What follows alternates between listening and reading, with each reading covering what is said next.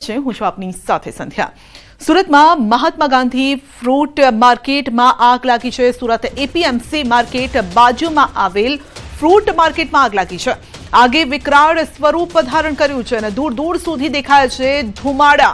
5 ફાયરની ગાડી અત્યારે ઘટના સ્થળે પહોંચી છે।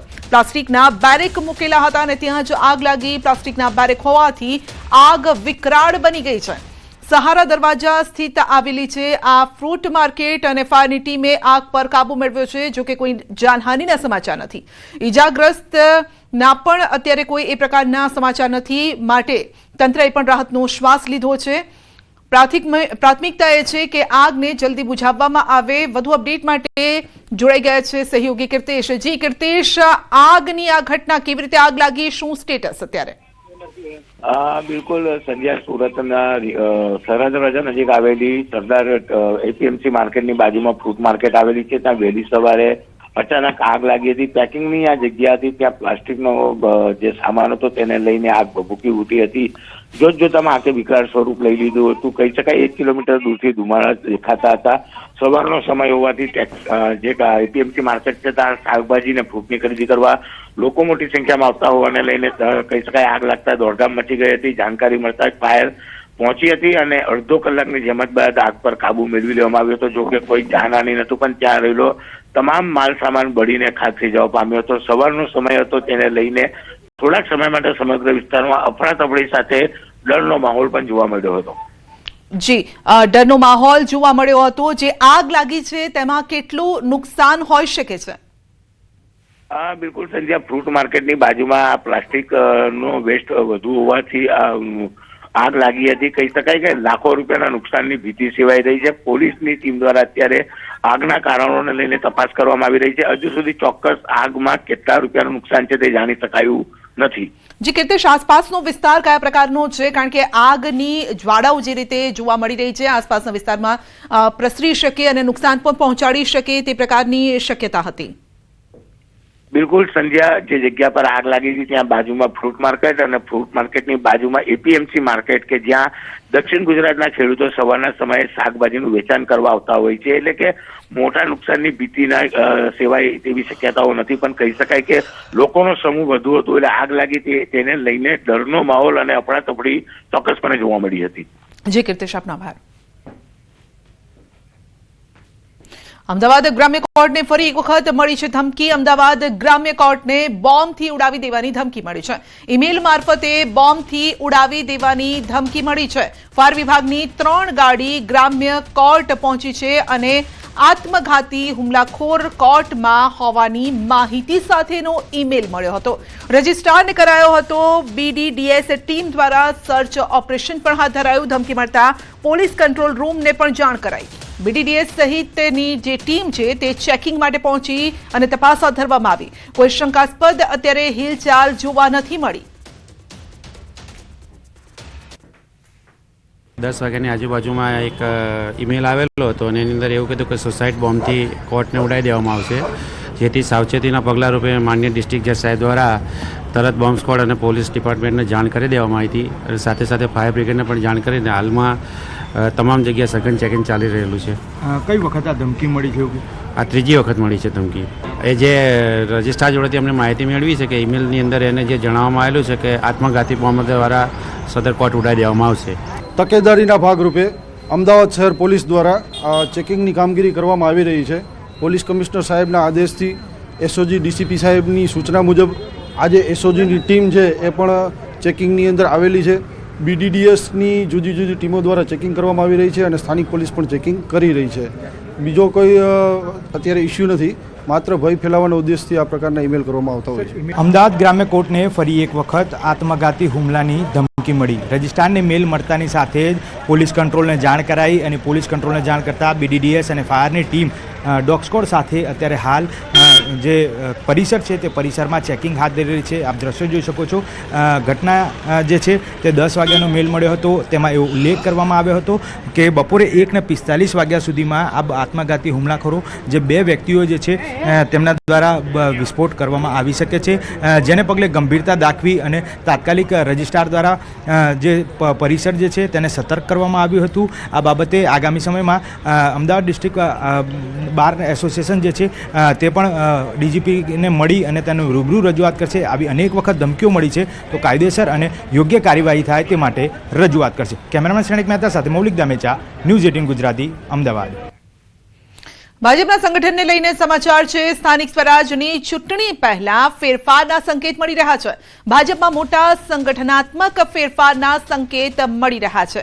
નો રિપીટ થિયરી અમલમાં મૂકવાની તૈયારી છે. અનેક શહેર જિલ્લા પ્રમુખ બદલાઈ શકે છે. સુરત, રાજકોટ, મોરબીમાં પ્રમુખ બદલાય તેવી ચર્ચાઓ અત્યારે તેજ થઈ ગઈ છે. 27% ઓબીસી અનામતને ધ્યાનમાં રાખીને જ્ઞાતિ સમીકરણ બેસાડવા હાઈકમાન્ડ સક્રિય છે. એક સપ્તાહમાં શહેર અને જિલ્લા સંગઠનની નવી ટીમોની તબક્કાવાર જાહેરાત પણ શક્ય છે. વધુ અપડેટ મેળવીશું સંવાદદાતા ગીતા પાસેથી. જી ગીતા, સ્થાનિક સ્વરાજની ચૂંટણી એક તરફ સામે આવી રહી છે ને તેવા સમયે જે કેટલાક ફેરફારની પણ શક્યતા. જી, શહેર અને જિલ્લા પ્રમુખોની નિમણૂકમાં આ વખતે નો રિપીટેશન થિયરી અપનાવવાની ચર્ચા તેજ બની છે. અગાઉ વિધાનસભાની ચૂંટણી વખતે પણ આ થિયરી અમલમાં મૂકવામાં આવી હતી અને ફરી એકવાર સંગઠનમાં નવા ચહેરાઓને તક આપવાના મૂડમાં હાઈકમાન્ડ હોય તેવું માનવામાં આવી રહ્યું છે. ભાજપ પ્રદેશ અધ્યક્ષ જગદીશ વિશ્વકર્માની આગેવાની હેઠળ પ્રથમ વખત શહેર અને જિલ્લા પ્રમુખો અને તેમની ટીમ માટે હાલ સેન્સ પ્રક્રિયા હાથ ધરવામાં આવી છે. અંદાજે 32 માપદંડોને આધારે આ નિમણૂકો થવાની ચર્ચા છે. ખાસ કરીને 27% ઓબીસી અનામતને ધ્યાનમાં રાખીને જ્ઞાતિ સંતુલન પર પણ ભાર મૂકવામાં આવી રહ્યો છે અને અનેક જગ્યાએ હાલના હોદ્દેદારોમાં અનિશ્ચિતતા અને અંદરકાને અસંતોષ હોય તેને બદલવાની પણ વાત છે. સૂત્રોનું માનીએ તો સુરત, રાજકોટ અને મોરબીમાં પ્રમુખ બદલાય તેવી મજબૂત સંભાવનાઓ છે. સુરત શહેર પ્રમુખ પરેશ પટેલને લઈને પણ આંતરિક નારાજગી બહાર આવી છે. તેઓ અગાઉના પ્રદેશ પ્રમુખ સી આર પાટીલના જૂથ સાથે સંકળાયેલા હોવાના કારણે નવા સંગઠન સમીકરણમાં મુશ્કેલી સર્જાઈ રહી હોવાનું માનવામાં આવી રહ્યું છે. રાજકોટ શહેરમાં પણ સંગઠન સ્થિતિ ગરમાઈ છે. શહેર પ્રમુખ માધવ દમેની નિમણૂકથી અનેક વરિષ્ઠ આગેવાનો અસંતુષ્ટ હોવાનું ચર્ચા છે અને આ મુદ્દો વિજય રૂપાણી જૂથ દ્વારા સીધો રાષ્ટ્રીય સંગઠન મહામંત્રી BL સંતોષ સુધી પહોંચાડવામાં આવ્યો હોવાનું પણ સૂત્રો કહી રહ્યા છે. જ્યારે રાજકોટના જિલ્લા પ્રમુખ અલ્પેશ ઢોલરિયાની આભાર અમારી સાથે જોડાવા. સુરત શહેરમાં ડીડીઆઈ વિંગનો સપાટો. ઇન્કમટેક્સ ડીડીઆઈ વિંગના સંખ્યાબંધ અધિકારીઓનો જે કાફલો છે તેની સાથે દરોડા પડાયા છે. શહેરના જાણીતા મહાકાલ ગ્રુપના અનિલ બગદાણા સહિતના ભાગીદારો તરુણ ભગત, પ્રવીણ ભૂત આયકર વિભાગના દરોડા સાથે ડાયમંડ ઉદ્યોગમાં લક્ષ્મી ડાયમંડ અને તેમના પરિવારમાં ધીરુ ગજેરાને ત્યાં ઇન્કમટેક્સ સર્ચ શરૂ. તમામના ધંધાકીય સ્થળો, રહેણાંક અને પ્રોજેક્ટ્સ પર વ્યાપક દરોડાની કાર્યવાહી હાથ ધરાઈ છે. ઇન્કમટેક્સના સર્ચના પગલે શહેરના અન્ય ઉદ્યોગ જૂથમાં પણ ફફડાટ ફેલાયો છે. ઇન્કમટેક્સ વિભાગ દ્વારા સુરતના બિલ્ડર અને ડાયમંડ ઉદ્યોગકારોને ત્યાં જે પ્રકારે સવારથી દરોડાની કામગીરી ચાલી રહી છે ત્યારે લક્ષ્મી ડાયમંડ કે જે ધીરુભાઈ ગજેરાના ભાઈની કંપની છે. ધીરુભાઈ ગજેરા ભાજપના પૂર્વ ધારાસભ્ય અને કોંગ્રેસના લોકસભા અને વિધાનસભાની ચૂંટણી લડી ચૂકેલા છે. તેવા તેમના ભાઈ વસંતભાઈ અને ગજેરા અને ચુની ગજેરા કે જે બિલ્ડર છે આ તમામ લોકોની અલગ અલગ ઠેકાણા પર દરોડા પાડવામાં આવ્યા છે. ત્યારે કતારગામ સ્થિત તેમની આ બીજી કંપની છે લક્ષ્મી ડાયમંડમાં વહેલી સવારથી સર્ચ કામ ચાલી રહ્યું છે. વરાછા ખાતે આવેલી તેમની હીરા યુનિટ પર સર્ચ ચાલી રહ્યું છે. એટલે કે તેમના ઘર હોય, તેમના ઠેકાણા હોય, તેમના ભાગીદાર હોય કે તેમના સંબંધી અલગ અલગ જગ્યાઓ પર આયકર વિભાગની ટીમો દ્વારા સર્ચ કરવામાં આવી રહ્યું છે અને મોટી સંખ્યામાં કાળું નાણું મળી આવે તેવી શક્યતાઓ છે. એટલે કે બિલ્ડર અને ડાયમંડ ઉદ્યોગકારોને ત્યાં જે રીતે સર્ચ ઓપરેશન શરૂ થયા છે તેને લઈને આ બંને ઉદ્યોગકારોને ત્યાંના દરોડાને લઈને ડાયમંડ ઉદ્યોગ હોય કે બિલ્ડર લોબી તમામમાં ફફડાટ વ્યાપી જવા પામ્યો છે. કેમેરામેન જીગર ગુગલ સાથે કીર્તેશ પટેલ, ન્યૂઝ 18 ગુજરાતી, સુરત. ન્યૂઝ 18 ગુજરાતીના અહેવાલની ધારદાર અસર પોઈચાના રંગસેતુ બ્રિજ પર તંત્ર દ્વારા આખરે કડક કાર્યવાહી હાથ ધરાઈ છે। રાજપીપળાથી વડોદરાને જોડતા આ મુખ્ય માર્ગ પર ભારે વાહનોની અવરજવર પર પ્રતિબંધ હોવા છતાં રેતી માફિયાઓ અગાઉ માર્ગ અને મકાન વિભાગ દ્વારા લગાવાયેલી એંગલ તોડીને બેફામ ટ્રક દોડાવતા હતા। આ અંગે ન્યૂઝ 18 ગુજરાતી અહેવાલ પ્રસિદ્ધ કર્યો હતો અને જેના પરિણામે હવે બ્રિજ પર 2.80 મીટરની ઊંચાઈએ અત્યંત મજબૂત અને હેવી એંગલ ફિટ કરી દેવામાં નર્મદા જિલ્લામાં આવેલ પોઈચા જે રંગસેતુ બ્રિજ છે, રંગસેતુ બ્રિજ ભારે વાહન માટે બંધ કરવામાં આવ્યો હતો અને ભારે વાહન બંધ કર્યા બાદ રેતીની ટ્રકો બે રોકટોક અવર જવર કરતી હતી। ત્યારે તંત્ર દ્વારા પણ આ જે જગ્યા પર અમે તમને બતાવવા જઈ રહ્યા છે એ જગ્યા પર પહેલા એક એંગલ લગાવી અને ભારે વાહનો ના પ્રસાર થાય એ માટેની સુવિધા કરવી, પરંતુ જે રેતીના માફિયાઓ દ્વારા જે ભારે વાહન લઈ જઈ અને રાત્રિના દરમિયાનમાં એ એંગલ પણ તોડી નાખવામાં આવી હતી અને એ એંગલ તોડતા ફરી ન્યૂઝ 18 ગુજરાતીએ અહેવાલ પ્રસિદ્ધ કર્યો હતો અને આ અહેવાલ પ્રસિદ્ધ કર્યા બાદ આજે ફરી તંત્ર જાગ્યું છે અને આ તમને એંગલ બતાવવા જઈ રહ્યો છે કે જે હવે હેવીમાં હેવી જે એંગલ હોય છે તેને લગાવવાનું કામ હાલ ચાલી રહ્યું છે। એટલે હવે જે રેતી માફિયાઓ જે છે એ આ એંગલને તોડી નહીં શકે। આપણી સાથે એના ઇજનેર છે અને કારીગર છે, તેમની સાથે વાત કરીએ। કાકા, કેટલી ફૂટ ઊંચી એંગલ લગાવવામાં આવી છે, પહેલા કેવી હતી અત્યારે કેમ આટલી જાડી હેવી લગાવવામાં આવી રહી છે? આટલી જાડી તો પહેલા પાતળી લગાવી હતી, તોડી નાખવામાં આવી હતી, ટ્રકો ભારે વાહનો સરકીને તોડી નાખી, એટલે આ હેવી લગાવવામાં આવી છે।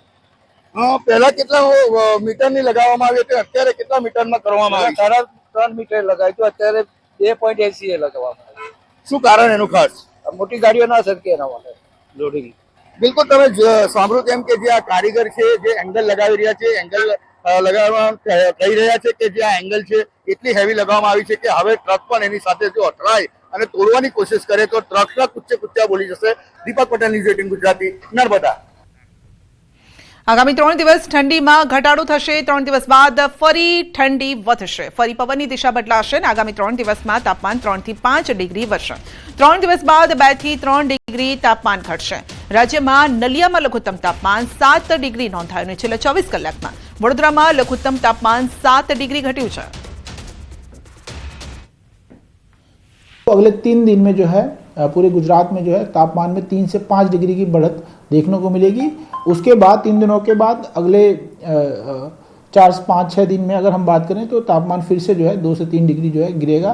एक WD है जो 30 तारीख के आसपास जो है अप्रोच करेगा, नॉर्दर्न इंडिया में जो है उसका इफेक्ट रहेगा। उससे जो है नॉर्दर्ली भी जो है गुजरात में इफेक्ट करेंगी, जिससे तापमान में फिर से जो है 3 दिनों के बाद थोड़ी गिरावट देखने को मिलेगी। સુરતમાં ભર શિયાળે રોડ પર નદી વહી છે। જી હા, મનપાની બેદરકારીના કારણે લાખો લીટર પાણી વેડફાયું છે। પાંડેસરા પિયુષ પોઈન્ટ પર વાલ બદલવાના નામે પાણીનો વેડફાટ થઈ રહ્યો છે। હાઇડ્રોલિક વિભાગની બેદરકારીને લઈને સ્થાનિકોમાં પણ આક્રોશ છે। એક તરફ પાણી બચાવોનો સંદેશ આપવામાં આવતો હોય છે અને બીજી તરફ તંત્ર પોતે પાણીનો વેડફાટ કરે છે અને ત્યારે તંત્રની બેવડી નીતિને લઈને લોકોમાં રોષ છે। ત્યારે હાલ તો પાણીના વેડફાટનો વિડીયો પણ વાયરલ થઈ રહ્યો છે।